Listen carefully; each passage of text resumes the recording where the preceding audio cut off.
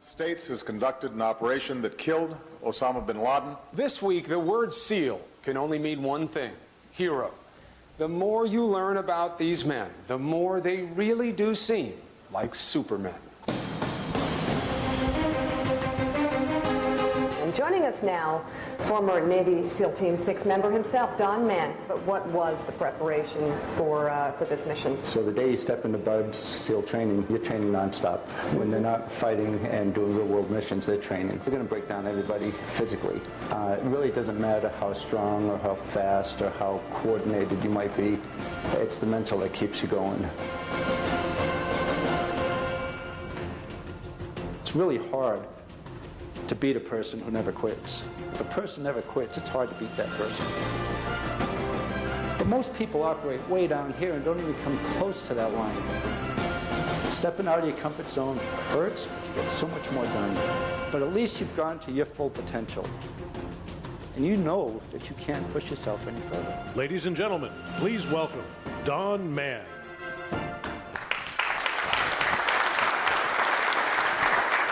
Go get it.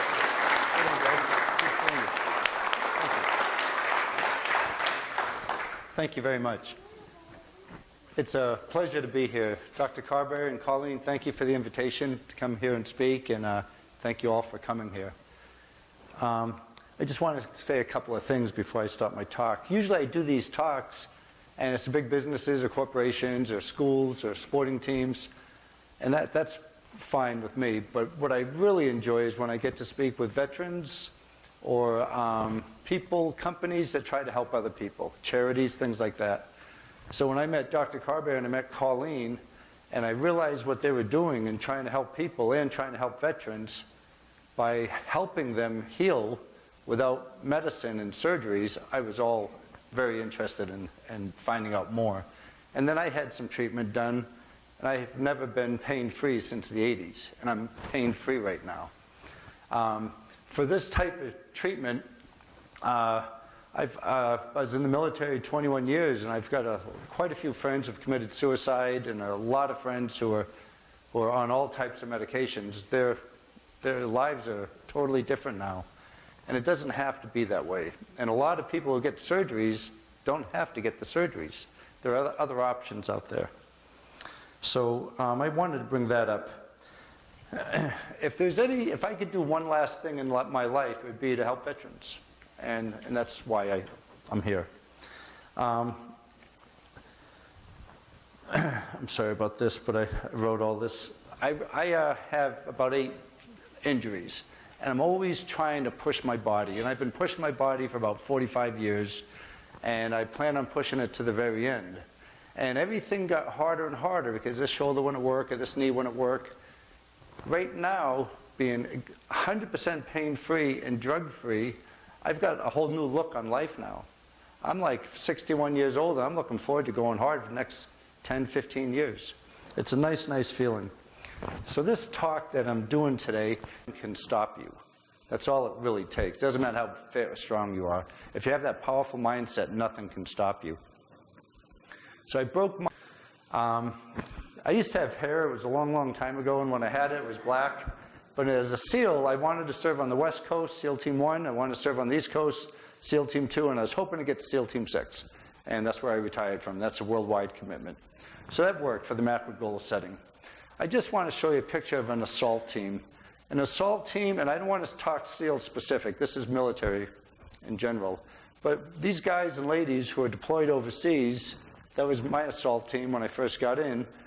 I was there with these guys for 300 days a year, and some of them get killed, and some get wounded, and some just don't come home. And you come home, and you go to funerals, and you go to hospital appointments, and you deploy again. Your family has you for 60 or so days a year, and the guys have you for the other 300 days. That's how it's been going this last generation. I just want to show you that picture of an assault team, because it's going to come back. As a writer, I had hoped to write a story for Navy Times. That was a macro goal. Actually, if I backed it up, my macro goal was to graduate high school English. And then it was to write a story for Navy Times. And then it was to write a book. And right now I'm just finishing book number 20. My high school teacher would be rolling over in a grave. I decided to be a runner. And then I ran 30 marathons in the next couple of years as a non-runner. I formed into a runner after doing these marathons. And I'm not here to bore you with these races, but I did over 1,000 of them after I decided to be an athlete. And they're all types of races. Road racing. One of the road races I didn't finish. I tried riding across the United States faster than anybody in the world. And it was 300. Show you a sampling of setting the macro goals, doing a big race, bringing it down, making it a smaller race. And started. Then it was very exciting because now there's 3 events to train for. And it wasn't just a single event. It was 3 events. And this happened in the late 70s. And the first big triathlon anybody's ever heard of was the Hawaii Ironman. And it was a 2.4-mile swim and a 112-mile bike ride and a marathon, 26.2-mile run. So at one point in my life, that marathon was a big deal, but now it's just part of this Ironman. And I couldn't wait to get out to Hawaii and do one of the first Ironmen. It was the biggest race in the world at the time. And I just went on and did triathlons for the next 15 years. Very seriously. That's all I thought about, was doing these triathlons. It was 3 sports. And then, as Greg Yetter can tell you right here, adventure racing started. And that made triathlons look like, yeah, that's okay. That's like a little walk in the park. But now we're going to take this backpack and we're going to go do a 500-mile race. And we have everything on our backs, and we're going to paddle, bike, swim, climb, hike, go to sleep deprivation, navigate, and do it with a team, and cross the line in hopefully 9 or 10 days. And that was super exciting. The reason I thought that was so exciting is then I moved on to mountaineering. And mountaineering, the first one up there is Mount Everest. I didn't summit. I went up there a couple years ago, and I didn't make that one. And then I've done about 30 or so mountains getting ready for Mount Everest. I'm going to talk about Mount Everest in just a bit. So reaching for big, big goals, if I didn't do that in my life, I wouldn't have gone anywhere. I know I wouldn't have gone anywhere. And I think the real tragedy for most people in whatever they do for work or sport is not that they set the goals too high and they don't make them. I really believe most people set their goals low, and they reach those goals, and they go home and they're happy with themselves. And I noticed this when I got out of the military, out of the SEAL teams. Everybody pushed themselves hard in the teams, in the military. But when I got out, I noticed a lot of people don't push themselves that hard. And it took me a while to try to get my head wrapped around why people don't push themselves hard. I didn't expect people to push themselves to hallucination or anything like that. But they would set their goals low, they'd do minimal amount of work and go home. I just couldn't comprehend that. They set the goals. Reinhold Messner is the greatest climber in the world. Reinhold Messner, if he looked at that list of races I just showed you, he'd think, yeah, you like playing in the park, don't you? That's nothing. Here's what I do. I take that pack. I'm going up to that mountain up there in the Himalayas. It's never been climbed before. I'll do the north face of it in the middle of the winter. I'll go solo. I'll go without oxygen. I should be back in a couple of months. That's a sport. That's the hardest thing I think there is going on. And that's his mindset. And there's nothing different about him than there is between you and I. He just really knows how to push himself. And he's called the greatest mountaineer of the world, but right now they're starting to call him the greatest mountaineer the world may ever know. If a person has, the biggest lesson I learned, if a person had a powerful mindset, you say go, nothing will stop that person from trying to accomplish their goal. If the person doesn't have a strong mindset, you can't do a whole lot to help that. John, you want to train with me? I said, my God, Dave, I'd love to train with you. And I went up to his house. He said, well, I run this lap. It's a mile long. I do it 10 times. We're both teenagers. I said, Dave, I'll do it. We both looked the same, both body, height, weight, everything was about the same with us both. And I was running with him. I think, oh my God, I'm going to do what he does and I'll become a pro. We ran 1 mile and it was hard for me. And I was thinking, I didn't like that so much. Then we ran the 2nd mile and I didn't like it even more. It was just less comfortable. And the 3rd mile, I said, forget this, I quit. And I sat on the grass and I quit. And I just watched him do all of his other miles. And I realized that's the difference between someone who's going to go far and a nobody. Because he knows how to push himself. First book of running. And I looked at it and I was thinking, boy, these people with liver transplants, organ transplants, prosthetic limbs, they run 26 miles. Old people, young people. I'm a young guy. I should be able to run 26.2 miles. So all he promised is I wouldn't stop putting one leg in front of the other. That's all I had to do was promise that. No matter how much it hurts, you're not going to stop. One foot in front of the other. So I was able to finish Boston Marathon without stopping. And without being a runner. And not knowing how to run. Not knowing anything about the sport. But just by putting my mind to it. And it worked. So that was a macro goal, Boston Marathon. 3:44. It wasn't a very fast time. 3 hours and 44 minutes. But the next macro goal was, let's take 10 minutes off of that. Let's do another one next month. And that's why I did the 30 in that 36-month period. And it worked. And it worked out real well. And something was getting stronger up here. And what that was you put your mind to something and you can accomplish it. It's just going to hurt. And I learned to welcome the pain. Mile bike race, 26.2-mile run. I didn't know any triathletes because only 15 people in the world had done one at the time. And as a young guy in the Navy, an E3, and I called the race director out in Hawaii. She said you could stay at my house. It was that small back then. Now it's $1 billion industry. And I went out there, and I was thinking, I'm a runner now. I'm fit. I'm exercising. I didn't know anybody else who did this stuff. And I went to the airport there, and I flew into Honolulu, and I took my motorbicon bicycle out of the cardboard box. And I was kind of nervous, first time being away from home and everything, and I was walking my bike, and I'm getting ready to do the world's hardest race, and I'm walking my bike down through the airport, and I saw a guy, his blonde hair, super muscular and fit and tanned, with a beautiful Bianchi race bike next to him. I was shaking, I was getting scared looking at him. I wanted to go home seeing him. And that's not really him, but to me, that's what he looked like. And I walked around him so I didn't have to get near him. And he gave me a dirty look, like, what are you doing here in Hawaii? And I was scared. I really wanted to just go home. I wanted to quit before the race even started. And the next day, we had to go check on our bikes. And my knees were knocking. I was holding my motorbicon bicycle, which cost over $100, which I thought was a lot at the time. And I was holding my bike. And I was afraid to look to my left because the waves were coming over the seawall and crashing onto the pavement we were standing on. I was thinking, oh my God, we got to swim in that tomorrow morning, 2.4-mile swim. I swam in that base pool a lot trying to get ready for this race, but I never swam in anything that looked like these waves here. I was scared to death. And then that blonde-haired guy and his friends were in front of me, and they're boasting about all the big races they've done. And he looks back at me, and he looked at my bike, and he said, are you in this race? I said, yeah.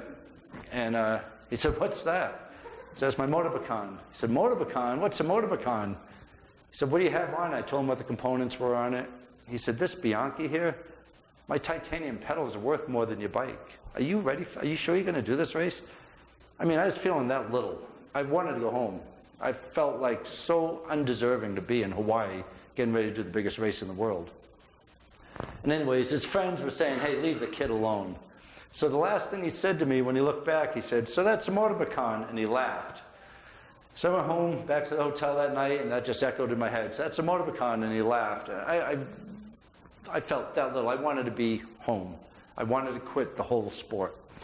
And we went out there the next day, and the race was starting. And his bike was next to my bike, and my bike was next to all those expensive bikes. Before I even realized there were expensive bikes, I was way out of my league. But something up here was strong. Something up here clicked. There are 535 people on the starting line. I managed to get out of the water halfway or so, 275th. And whatever clicked stayed on for the rest of my life. Because that was, you have 274 people in front of you. No matter how hard it hurts, you got to pass them all. I just put my head down and I rode. And I rode and I rode as hard as I could go. I learned to welcome the pain. Anything worth doing, it's going to hurt. Bring it on, because I'm going to pass every single person in this race. So I passed 25 people, passed 50 people, and then I saw the guy on that Bianchi. And he was up ahead of me. I said, oh boy, I'll get my composure, I'll pretend like I'm not hurting here. And I came up to him, and I said, so that's a Bianchi, huh? And I got to pass him. And it helped a lot. There was a big boost up here for me, and he was really kind to me after the race. He was like, and I beat him by over an hour too. So then I was thinking, wow, I mean, I can't get intimidated by people's biographies or their looks or the way they intimidate me. I can pass everybody in this race. So I just kept going, and I was so excited after passing that guy. Now I'm in 100th place or so, 75th place, and I had a poster in my bedroom from Sports Illustrated, and it was the original Ironman champion, Gordon Haller, who is still in touch nowadays. Gordon Haller won the original Ironman. He did it in 11 hours and 44 minutes. And I used to look at that, I said, how does he do that? He was on the Nautilus leg extension. I said, how does a guy do an Ironman? How does a guy win an Ironman? Then how do you do it in less than 12 hours, 11 hours and 44 minutes? I tried doing all the math, how fast all the events have to be. And my goal, the macro goal, was to finish the Ironman and to break his record, 11:44. It seemed like something I could try to do, even though I've never done anything like it before. So I was in 50th place now, and I saw a helicopter following a cyclist ahead of me, and I couldn't believe who it was. It was Gordon Haller. I was getting ready to pass the champ. I said, this is unbelievable.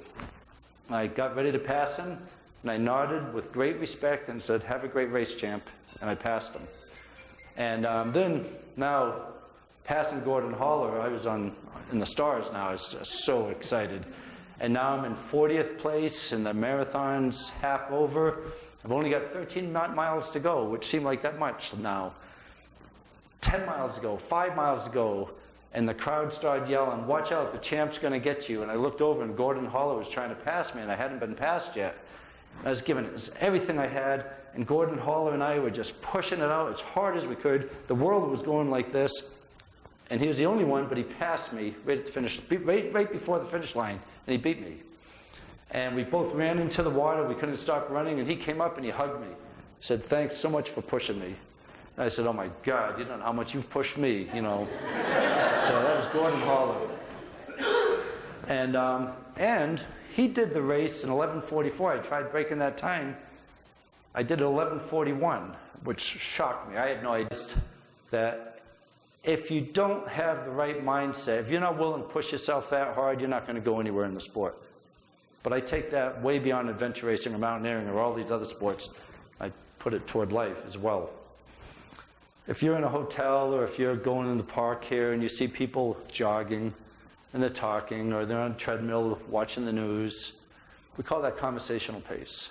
It's easy, it's relaxing. You don't get a whole lot accomplished really, but it's better than sitting on the couch. Race pace is you're going so hard, you can't talk to the person next to you because everything you have in you is to go forward. Race pace hurts, but it makes the non-race pace times all the more comfortable.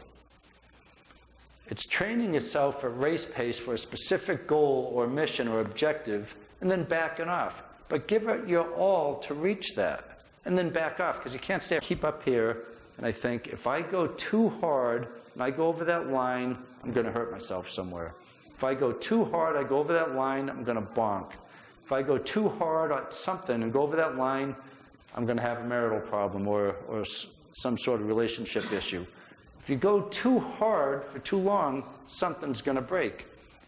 When I was a little older than you, I didn't see it that way. I would push and push and push, and I wouldn't feel satisfied till I went over that line and I was bonking, defecating, vomiting, or hallucinating, or passing out. I didn't feel, and my teammates, I wouldn't let them feel good about themselves unless I could push them that hard as well. And training people to be SEALs, I wanted them to push themselves that hard. But I learned that's not the right way. I think now, if we identify where that line is, if you're a cook, if you're a doctor, if you're an accountant, if you give too much to something and you go over that line, something's going to give, something's going to break. But why not identify it, touch it, and back off? And then you don't have that big place go voided. And you can reach that full potential. Everest, to summit Everest.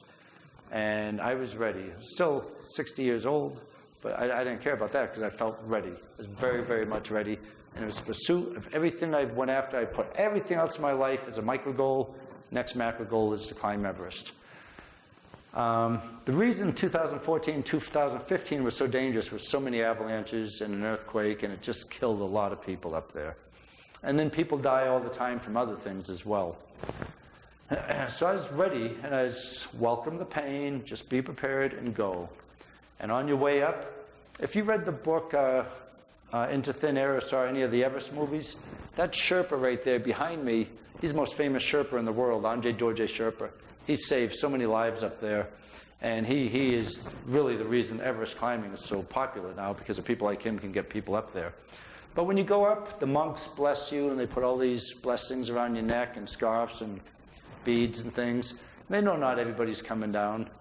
And you're going up, and it's getting serious. And now you can hear all the avalanches, and left and right and in front of you. And people on my team, the year before, they had tent mates killed because they were in the tents when the avalanches came through and killed everybody in the tents, and they just happened to be out of the tent. But we had a strong team, and we were feeling good. One of the girls on our team was the first woman ever to climb Everest without oxygen. That's what an avalanche looks like, and they're powerful, and they're scary, and you can't do anything about them. You just have to try to avoid them. But so we're worried about the avalanches. We're also worried about crevasses, where if you see one, you can step over it, but if there's a small snow bridge on it and you step on it, you can go down, disappear 2 miles down. And there's the avalanches, hypothermia, your body freezes, frostbite, altitude mountain sickness, and then the two deadly things up there that's killing a lot of people and almost got me was high-altitude pulmonary edema, the HAPE, and high-altitude cerebral edema. I don't want to show any disrespect at all to Green Boots, but that's Green Boots right there. You can see his boot there. And when you go by him, you cover him up with a flag or something, because there's 200 bodies up there that aren't coming back, and it's intense. It's everything I wanted. It's intense. One of the most dangerous places on Everest are the ice falls, and they have these aluminum ladders that are 16 feet tall or horizontal, depending on which way you're going, and you climb these things with aluminum crampons, and you have all this gear on. You're having a hard time breathing because you're up high at altitude, and you're climbing up these things, and then you cross over them. And some people up on Everest, believe it or not, are afraid of heights, and they'll go on their hands and knees and cross over the horizontal ones. A 16-foot ladder wobbles a lot. When they tie two of them together, it wobbles a lot more. They were tying 5 and 6 together. And you get on, and the whole thing's wobbling, and you look down 2 miles far. Everything was intense. Unfortunately for me, when I got on the ladders, it looked like to me it got real cloudy out all of a sudden. But it was a bright, sunny day, and my brain cavity was filling with fluid. And so it looked like it was getting dark. And then I lost my memory. Then I didn't know where I was, and then I didn't know what I was doing. And then it kept getting real dark, almost black. And I didn't know what was happening.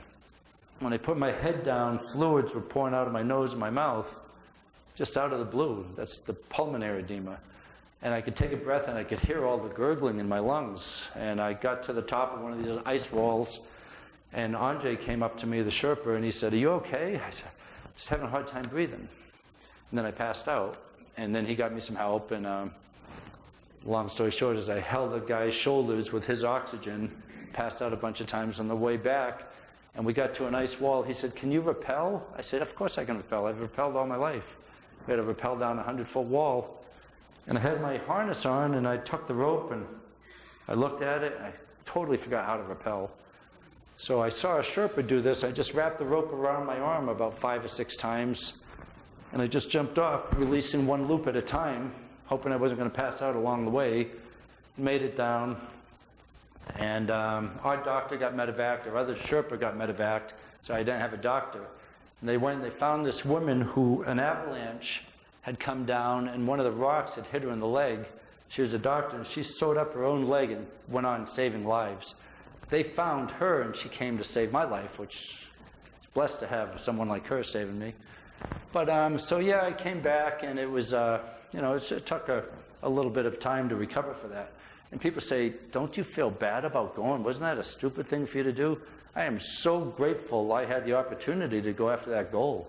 I mean, I would have hated to have been the person who said, "I should have done this, I could have, I would have." I went after it. My body said no, but my mind didn't say no. So Winston Churchill once said, "Success consists of going from failure to failure without ever losing enthusiasm." I didn't lose any enthusiasm at all. It's a pain. We have these T-shirts that say pain is good, extreme pain is extremely good. It's an old-fashioned saying. Everybody's heard it. But there is a difference between the types of pain. If this guy here on my side over here, is going, he's doing this log PT, doing the sit-ups, and he's getting blisters, and his back hurts, and his head hurts, and he's got all these issues. And he can't muster up the temporary pain to discipline. He's going to put that log down, he's going to go ring a bell, and he's going to quit, and for the rest of our lives, we have to hear him saying, well, it's going to be a SEAL, but some excuse will come out. If this guy over here just keeps going, and has that permanent discipline in him, and he's not going to give up no matter what, for the rest of his life, he can say, I didn't give up. He's got a chance of becoming a SEAL. For the rest of his life, he's got the pain, the permanent pain and regret for the rest of his life. He's got a chance to become a SEAL. So why not set that goal high, real high, and go after it? It's going to hurt. Just don't give up the dream. Hit the micro goals, and you'll get there. If not, just readjust. I'm going to tell you, one day in training, they take you, they tie your hands, tie your feet, and they say, go in the water and tread water until we get tired. We don't know how the instructors are going to get tired, but you go in the water and you go down low, and you try to get your way up and get your lips over the water and get a breath of air, and people are kicking and spitting and yelling and coughing, and you go back down. That's not a good picture because the pool is crowded at that point with all the people in your SEAL training class. You're going back down and you're trying to get back up, getting a breath of air without swallowing too much chlorine and water, and you have no idea how long this is going to last. And people want to quit. We had one guy who put his head on a rope that was in the pool, and the instructor was hitting him in the forehead with a pool cleaning pole. And we were just seeing bits and pieces. And we'd get up there, we'd hear him screaming and coughing and choking, and then before you know it, he was down at the bottom of the pool, laid out. I said, they just killed him, and we're still bobbing up and down here. This is some hardcore training. And they had 2 Navy divers come over, and they pulled him up and resuscitated him, and he lived, but they kicked him out for cheating. So that day, you start out with maybe 150 or so people, and you finish with about 140 after that exercise, because you want these people to quit. Then the next time, they say, okay, you guys who passed, now stand at the edge of the pool, do a forward flip in the air, which will take some air out of you, go underwater, and swim to the other end of the 25-meter pool, do a flip turn under there, don't surface, and don't come up for air, and come back. Everybody here can do it. You're going to feel like you need to breathe, but you don't need to breathe. If you pass out underwater, we'll pull you up. That's all you have to do. 4 years before this, the only thing in my life was to be a SEAL. I was going to do anything. Every race I did, everything I ate, every time I slept, it was to become stronger. So I was going to do anything they said to do, of course. So I did my flip, went underwater, swam over there to the other edge, and I was thinking, oh boy, my head's hurting. This hurts. And I did my flip turn on the other edge and started coming back. Oh boy, this really, really hurts. Then it started feeling like an ice pick in my head. It kept getting more and more painful, and I was thinking, I can't do it, I can't do it. And I shot to the surface. That's the second time I quit in life, and I quit. And they don't look at you in the eye. They say, get over there, quitter. I'm being nice. They don't say the word quitter. Get over there. You know. So we're there with a bunch of other quitters, and my whole life is done because talk about feeling small, I couldn't feel smaller. Everything I wanted in life is gone because I just quit, because I felt bad for myself. None of us were saying a word. We're just standing there like this. And they said, these guys here, you don't want to go to war with people like that. They quit when they get uncomfortable. These guys over here, these 8 or so people, they might have a chance. Get rid of them. Get rid of them. Finally, one of the instructors says, you guys over there, do you want to give him another chance? They said, yeah, give him another chance. So I said, no matter what, I'm going to do it. Did my forward flip, went underwater, swam to the other end, did a flip over that end. And it was hurting. It felt like the ice pick in my head, hurting and hurting and hurting.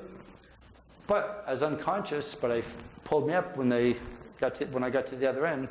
I just needed someone a lot tougher than me to push me over that little hurdle there. And it saved my life shortly after that, underwater, under a ship. So sometimes you just need someone a little bit stronger than yourself to get you through the tough times. The instructors wanted nothing to do with us once we quit. Being a quitter in SEAL teams is about the worst word they could use. I'm calling you anything. If you took a military person in the U.S. military, SEAL, Marine, Ranger, whoever he is, and you set him there with the best weapon, best parachute, best medical gear, best comms gear, You set him off to war, he's not gonna do really well because of all his gear. He's gonna do well because of his mindset. His soul is on fire. You take a young SEAL right out of training, you give him a knife and set him off to war, and he's raring to go. It's all about the mindset. It's all about the mindset. I'm giving you extreme examples. It's all about the mindset. A hey-ho is high altitude, high opening jump. Hey-low, a lot of people do hey-lows. It's fun. High altitude, low opening. Jump out, you fall for about a minute, you pull, and you land. It's a great jump. It's a great experience, a lot of fun. We did hey-lows. But mainly in SEAL Team 6, we did hey-hos, and they're not any fun. High altitude, high opening. You're way above the clouds, sometimes up to 30,000 feet, on oxygen, sometimes 45 miles away from the target, always in the middle of the night. Big rucksack, weapon, GPS, oxygen, helmet, and mask. You walk out of the plane, and you jump, high altitude, high opening, and you pull right away. So you're all up there for 45 minutes to an hour, flying under canopy. So one day I went through one of these hey-hos, and I pulled, and my feet went through my risers, the lines going up to the parachute, and the risers spun. I hit my helmet, knocked my head way off to the left. I thought my neck had snapped because I saw the white burst of stars. My oxygen mask flew off, and I was going down to earth real fast. My parachute was what's called a cigarette roll. And I cut away, I got rid of that, and I got a reserve out. I got my oxygen mask back on. I saw those guys way, way, way up there still in the night. They had little lights on. And I tried to talk on the radio, but my jaw was dislocated. It was off to the side. And I tried to get on the radio to let them know I had a cutaway, but I couldn't speak. And I was thinking, well, shoot, I'm a medic. I can take care of this. And under canopy, I was able to put my jaw back in place and then get on the radio and said, I had a cutaway. I'll be there in a bit. And I remember smiling, thinking, at one point in life, I would have thought that was a problem. That wasn't really a problem. I just loved the way life was going and the way I was thinking, because I know things was changing. So I tell you that pool story for a reason. We had to do a 4-hour ship attack to rescue a hostage off the ship. It was a training exercise. It's 4 hours, and we dove on pure oxygen. Pure oxygen, after 4 hours, is lethal. It's toxic. So you can go to 30 feet in 4 hours. You can't go deeper or longer. And our dives were, we swam on a pole, like 6 or 7 people on a pole. You had to do all these turns, always in the middle of the night, until you finally find the ship you're under. You had to be under that ship and try to identify the ship. And it's, on this dive, I was looking 4 hours, 15 minutes, 4 hours and 20 minutes, and we finally found a ship. We rigged the line under it, and I'm worried someone's going to start having convulsions. And we take off our fins and put it on the line, take off your weight belt, put it on the line, and take off your breathing apparatus, put it on the line. And I was waiting for the signal, and now it's 4.5 hours, and I was just breathing. And then all of a sudden, there is nothing. I said, it's pitch black. I went, there is nothing. So I went through my procedures, inhalation valve, exhalation valve. Everything was on, mouthpiece was on, oxygen was on. I went through those procedures 3 times. I started feeling that ice pick feeling again, like in the pool training exercise.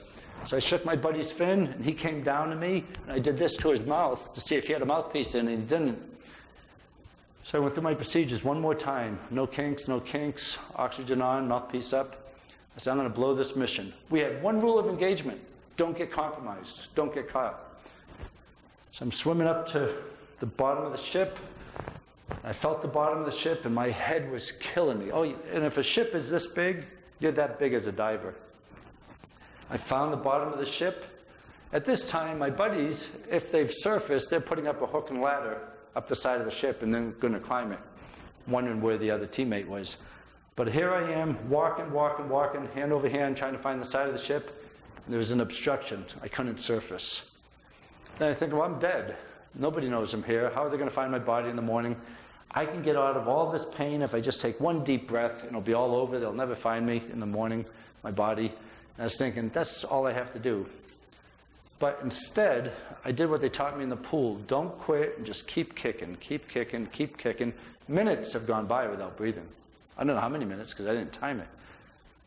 But I swam all the way to the front of the ship underwater, and I knew I was getting deeper because it kept getting colder and colder and colder and colder. I surfaced around the ship. The bow of the ship came around. My teammates had the ladder and the pole. They were climbing. I climbed up behind what's called a stack, the train, tucked down, got the hostage out. Other than that, it was a perfect op. They said in the dive brief, anybody have a problem with the diving? I said, yeah, I had a slight problem. It's just a valve that froze. There's nothing you can do. But as a visit with Murphy, we always toasted at the end of the night. Cheated death once again. Everything was going wrong. What I liked is not panicking and not thinking I couldn't do it, and just keep kicking and kicking and kicking, no matter how much it was going to hurt. That's giving 100%. SEALs, you can't give less than 100%. I don't think giving less than 100% in any profession is worth it. Last little story I'm going to mention is we had to jump in a mission that's really not talked about still. There was just 4 of us selected for this, and I was very proud to be on this. And we were very sick, though, because we had eaten frogs and snakes and poisonous snakes. And you kill them, you hit them on the side of your boot and peel the skin back, take the venom sacs out, and you eat them. We were sick, the 4 of us. And we were the Egyptian commando counterparts eating these snakes and frogs. And then we had to go down south and do a mission. So we got in a rubber boat, put the rubber boat in the helicopter, flew above the sea. We were going to jump in, parachuted out after the boat, and we're sick as could be. They said, stay out of the water. It's infested with sharks, because the Arabs who are killing all the camels are putting the intestines and everything in the water, and that's where the sharks are, and that's where we had to jump in. So we got in the water. We quickly got out, got the boat inflated, took it up to shore, and we're looking at the shoreline about 100 meters away for enemy personnel. And still sick as can be, middle of the night. And 2 of us had to swim off the boat to go look on land for enemy personnel. We didn't see anybody, so we called the boat over. There's a finger of land surrounded by water on 3 sides, and we had an objective to take notes, get pictures, get all the information we can on an airfield. And we had an objective to do everything we can on the shipyard, get all the traffic coming and going, who they were, get as much information as we can for 3 days. You guys got to stay there for 3 days, and we couldn't find a place to stay. So we dug a hole. We put our boat and the non-operational gear in one hole. And the other hole, the 4 of us went in that hole. We put a camouflage net over our heads. We had long hair and beards. We're in that hole, and we're sick. And we had to get the hole dug before it got daylight. And then you can't leave the hole to use the bathroom. You can't leave the hole to throw up. So that's what we did in the hole for 3 days.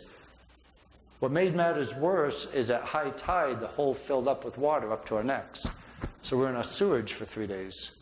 And our noses were packed with sand, our ears were packed with sand, but we had goggles on.